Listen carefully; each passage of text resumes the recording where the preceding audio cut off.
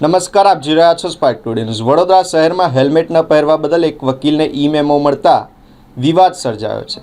આ ઘટનાને લઈને શહેરના વકીલોએ કાયદાની સમાન અમલવારી અંગે સવાલો ઉઠાવ્યા। વકીલોએ આક્ષેપ કર્યો કે ગતરોજ યોજાયેલી ભાજપ યુવા મોરચાની બાઇક રેલી દરમિયાન અનેક નેતાઓ હેલ્મેટ વગર બાઇક ચલાવતા નજરે પડ્યા હતા, તેમ છતાં તેમની સામે કોઈ કાર્યવાહી કે મેમો કરવામાં આવ્યા નથી, જ્યારે સામાન્ય નાગરિકો અને વ્યવસાયિકો સામે તરત જ દંડાત્મક કાર્યવાહી કરવામાં આવે છે। વકીલોના જણાવ્યા અનુસાર કાયદો જો લાગુ પડે તો સૌ માટે સમાન હોવો જોઈએ, માત્ર સામાન્ય પ્રજા માટે નિયમો અને રાજકીય નેતાઓ માટે છૂટછાટ એ ન્યાયસંગત નથી। આ સમગ્ર મુદ્દે વકીલોએ ટ્રાફિક પોલીસ અને તંત્ર સામે પ્રશ્નાર્થ ઊભા કર્યા છે અને સમાન કાયદાકીય કાર્યવાહીની માંગ ઉઠાવી છે।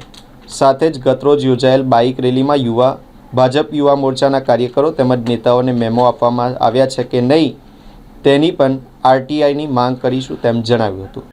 મારા વાઈફ એકચ્યુઅલી ગઈકાલે બાળકને સ્કૂલે મૂકવા માટે ગયા હતા, ત્યારે આજવા ચોકડી ઉપરથી ઈ મેમો મારી અંદર જનરેટ કરવામાં આવ્યો કે હેલ્મેટ નથી પહેર્યું એ બાબતનો। હવે હેલ્મેટ નથી પહેર્યું એનો 500નો મેમો છે, 500 ભરવાનું અમારે ના નથી, પરંતુ ગઈકાલે જોવામાં આવે તો જે ભાજપ સરકાર દ્વારા જે ભવ્ય બાઇક રેલીનું આયોજન કરવામાં આવ્યું, જેમાં સાંસદ શ્રી, અહીંના દરેક મોટા મંત્રી શ્રી ત્યાં હાજર હતા। 150થી 200 બાઇક રેલીનું આયોજન કરવામાં આવ્યું, પરંતુ એક પણ વ્યક્તિ ત્યાં હેલ્મેટ પહેરીને બાઇકની અંદર હતો નહીં। તો જે કાયદો છે એ ખાલી આમ પબ્લિક માટે જ છે।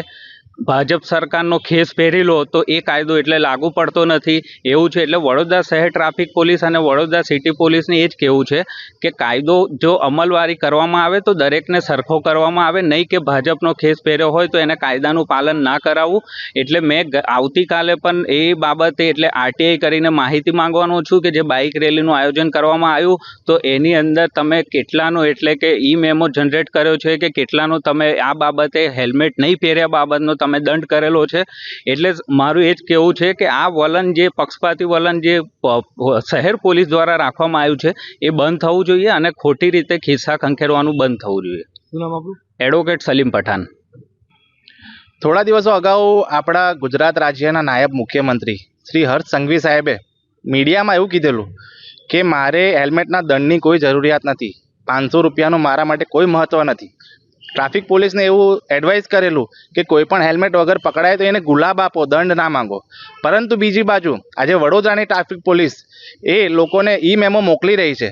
તમે જોતા હશો કે આજે 90% લોકો હેલ્મેટ વગર નીકળે છે। એટલે જો જોવામાં આવે તો લાખોના હેલ્મેટના દંડ રોજના થવા જોઈએ, એ નથી થતા, એ પણ એક સવાલ છે। બીજી વસ્તુ કે કાયદો વ્યવસ્થા માત્ર ને માત્ર સામાન્ય પ્રજા માટે છે। ગઈકાલે જ તમે જોયું હશે કે ભારતીય જનતા પાર્ટીના યુવા મોરચાની રેલી કાઢવામાં આવેલી, જેમાં આપણા યુવા સાંસદ હેમાંગભાઈ જોશી પણ હાજર હતા। એ હેમાંગભાઈ જોશીએ પણ જ્યારે હેલ્મેટનો કાયદો લાવવાની વાત ચાલતી હતી ત્યારે એવું કીધેલું કે તમને કોઈ ટ્રાફિક પોલીસવાળો પકડે તો મને ફોન ના કરતા, કારણ કે કાયદો વ્યવસ્થા તમામ માટે સરખી છે। ગઈકાલે એ જ રેલીમાં તમામ લોકો, સાંસદને ઇન્ક્લુડ કરીને તમામ લોકો હેલ્મેટ વગર નીકળેલા। એટલે ટ્રાફિક પોલીસે એ રેલીમાં નીકળેલા કેટલા લોકોને ઈ મેમો આપ્યો છે, કેટલા લોકોને હેલ્મેટ માટે દંડ કર્યો છે, એ પણ એક સવાલ છે।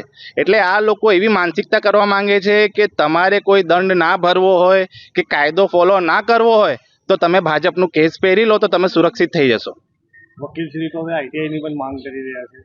100% જ્યારે કોઈ સામાન્ય પબ્લિક હોય છે એ તો સિસ્ટમ સામે લડવા માટે લાચાર થઈ જાય છે અને લડી નથી શકતા, એ 500 રૂપિયા દંડ ભરીને છૂટા થઈ જાય છે।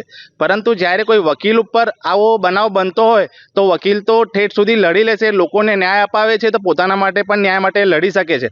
એટલે 100% જે પણ વકીલ સાહેબને મેમો આવ્યો છે એ મેમો બાબતે આરટીઆઈ પણ કરશે અને ગઈકાલે જે રેલી કાઢી હતી એ બાબતે પણ આરટીઆઈ કરવામાં આવશે કે તમે કેટલા લોકોને દંડ કર્યા છે, કેટલા લોકોને ઈ મેમો મોકલ્યા છે, કેવા પ્રકારની પરમિશન આપવામાં આવેલી। એટલે અમારી રજૂઆત ટ્રાફિક પોલીસને અને શહેર પોલીસને એવી છે કે કોઈ પણ કાયદાની ઉપર નથી, એ કોઈ પણ પક્ષ હોય, ભાજપ હોય કે કોઈ પણ હોય। એટલે તમે તમામ લોકોને જેવી રીતે પ્રજા સાથે વર્તન કરો છો એવી જ રીતે નેતાઓ સાથે પણ કરો તો તમે સાચા સાવકાર ગણાવો। શું નામ આપણું? એડવોકેટ જુનેદ સૈયદ।